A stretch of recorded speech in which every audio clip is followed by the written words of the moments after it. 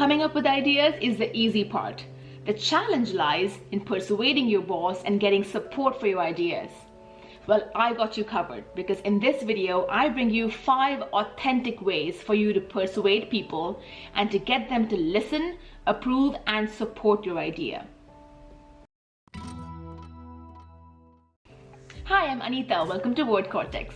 Every week, I bring you tips and tricks to share your stories and ideas with confidence. It's my goal that we communicate in a more authentic and intentional way. With that, let's dive into our first persuasion tactic. This is such an important tactic and it's so underutilized. When we think about getting support for our ideas, we always think higher up. We always look vertically. Our boss's boss, or the CEO, and so on. But the biggest influence and impact can come from looking horizontally at your own peers with your own colleagues. If there's someone in your team that is a well-respected veteran employee, go and speak to them about your ideas. By earning their support, you increase the chances of upper management approving your ideas, because guess what? You have earned yourself a well-respected endorsement. This is more of a philosophy for life that I learned from the most amazing Gary Vaynerchuk. He says, jab, jab, jab, right hook, which stands for give, give, give, and then ask. Give, give, give, and then ask. If you want to earn support from people, the first thing that you can do is offer support. Be the one that supports your colleague's ideas or proposal. If somebody's overworked and stressed out, be the one that invites them out to coffee for a friendly chat.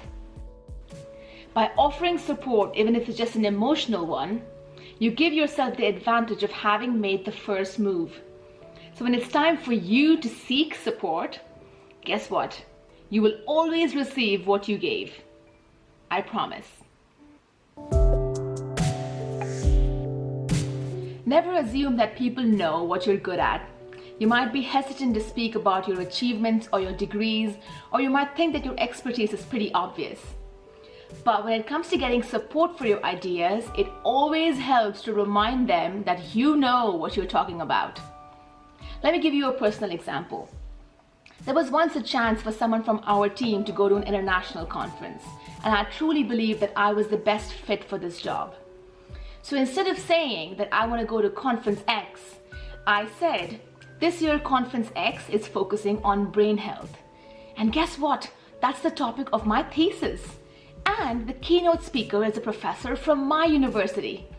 I truly believe that I can bring immense value to the company by going to this conference. You see how much of a difference that made?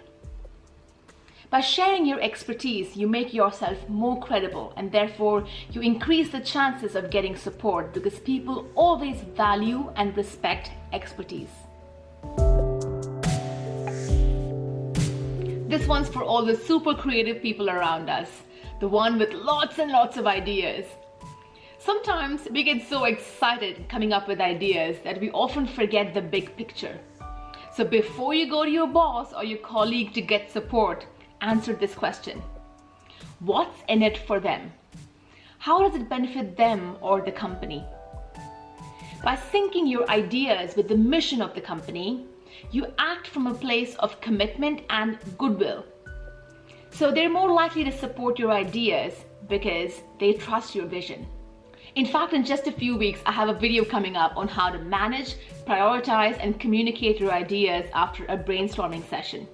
So if you want to stay in the loop, you go ahead and hit that subscribe button and the bell so you know when that video gets posted. There's a reason why we respond so well to things like Thanksgiving sales or Cyber Monday sales. Because guess what? Tuesday morning, it's not going to be there. So we better act fast. Creating a sense of urgency is a great persuasion tactic. So try and see if your ideas are bound by time. So let's say you're proposing a social media campaign for Christmas or a summer barbecue. By just highlighting the fact that if we don't try it this year, we have to wait for another year to try it. By just saying that, you increase your chances of getting support. This also works well for any exclusive or insider information that you're allowed to share. They use this in movie premieres, by the way. By giving people an exclusive sneak peek before the rest of the world sees it, you create a sense of exclusivity. It makes them feel privileged, and they're more likely to act right away and give you their support. You might think that there are a few gifted people who are masterful persuaders and they're born with it. I disagree. I believe that persuasion, just like anything else, can be learned. So I invite you to try these tactics in a low-stakes environment. Go and persuade a friend to watch a movie. Go and persuade a family member to take a vacation. By flexing your persuasion muscle in a low-stakes environment, you slowly build your confidence to pitch your ideas and persuade people in a high-stakes environment. And hey, if your ideas are good, it's only a matter of time before people support them. With that, here's an idea. If you enjoyed this video, please give it a thumbs up, and I will see you next time.